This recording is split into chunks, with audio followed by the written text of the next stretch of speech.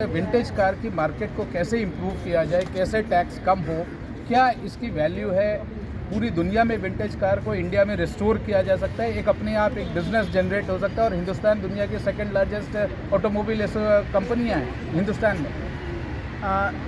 हमने जब ये ministry of tourism government of India के साथ मिलकर इस शो को शुरू किया था तो हमारा सबसे परम उद्देश्य जो था, भारत को जो विश्व का हेरिटेज मोटरिंग टूरिज्म मानचित्र है उस पर स्थापित करें, स्ट्रांगली स्थापित करें, जिसमें हम बहुत बड़े पैमाने पर कामयाब हुए हैं। और आज ये गर्व के साथ कह सकता हूँ मैं कि एशिया का सबसे बड़ा इवेंट है और दुनिया के 10 बड़े हेरिटेज मोटरिंग टूरिज्म इवेंट्स में आता है। जैसा आपने पूछा कि भारत का potential as a restoration hub के रूप में, इंटरनेशनल रेस्टोरेशन हब के रूप में जो हो सकता है, मुझे लगता है उसकी अपार संभावनाएं हैं, क्योंकि भारत में बहुत बड़ी संख्या में जो कारीगर हैं, जो गाड़ियों के रिपेयरिंग में हैं, जो पेंटर्स हैं, डेंटर्स हैं और कारपेंटर्स हैं, ये 3 प्रमुख रूप से, और मैकेनिक्स, ये 4 लोग चाहिए होते हैं जो हमारे पास भरपूर मात्रा में हैं। और सोचिए पूरी दुनिया का जो मार्केट है वो $20 बिलियन से ज़्यादा का है। कितना बड़ा मार्केट है, कितनी बड़ी इंडस्ट्री है।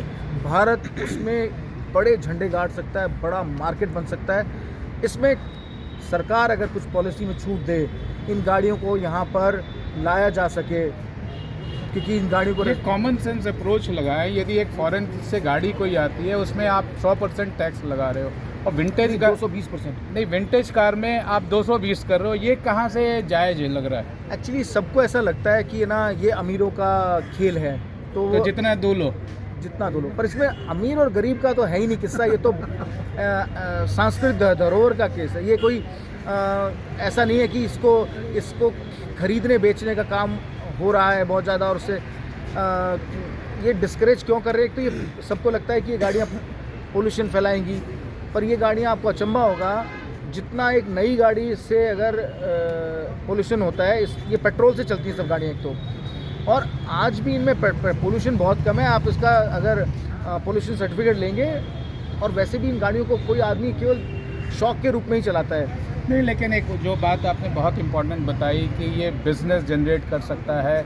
हम शिप रेकिंग करते हैं हिंदुस्तान में, कितना उससे पोल्यूशन होता है ये पूरी हिंदुस्तान को मालूम है, चाहे वो कोची में हो चाहे गुजरात में हो। ये तो कम से कम उससे कम पोल्यूशन जनरेट करती है। ये तो पोल्यूशन जनरेट बिल्कुल भी नहीं करेगी। अगर रेस्टोरेशन की बात करते हैं तो आपने कबाड़े को वापस से उसके पूर्व अवस्था में ले आए, और आगे वाले हज़ारों सालों तक वो उसको धरोहर के रूप में रखा जाएगा, क्योंकि उसको आपने बचा लिया, एक बार बचा लिया तो इसकी स्थिति अब आगे तक, क्योंकि आप इसको कोई इंडस्ट्रियल यूज़ में नहीं ले रहे हैं। ये तो सबको वो इवोल्यूशन दिखाने के लिए और एक ऑनरशिप प्राइड के लिए करते हैं, और एक धरोहर बची रहे जो आने वाली जनरेशन इवोल्यूशन ऑफ मोटरिंग देख पाए।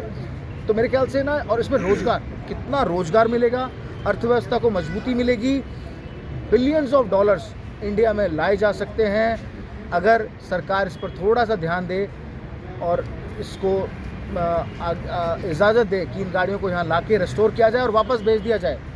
तो और अगर ये इतना बड़ा मार्केट बन सकता है अगर लाकर खरीद के भी लाया जाए, कस्टम ड्यूटी एक नॉमिनल लगाई जाए, और ये बोला जाए कि आपको ये अगले 5 सालों के अंदर वापस विदेश बेचनी है। अगर आपको लगता है कि इसको आप धरोहर के रूप में नहीं भी रखना चाहते, तो अगर ऐसा भी अलाउ कर दिया जाए तो मुझे लगता है कि भारत में हज़ारों नए स्टार्टअप्स आ जाएंगे रेस्टोरेशन में भी। और इम्पॉर्टेंट ये है सर कि एक तो ये टूरिज़्म, विंटेज कार का टूरिज़्म वाला एस्पेक्ट है, दूसरा है ट्रेन टेक्नीशियंस का एस्पेक्ट, तीसरा है हिंदुस्तान दुनिया की second largest car manufacturing place है।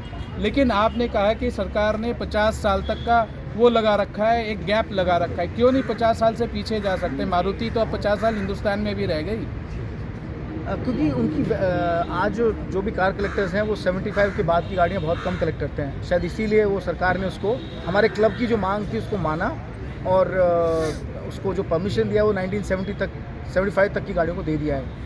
और ये अब इसका अलग अप्रूवल नहीं लेना पड़ेगा।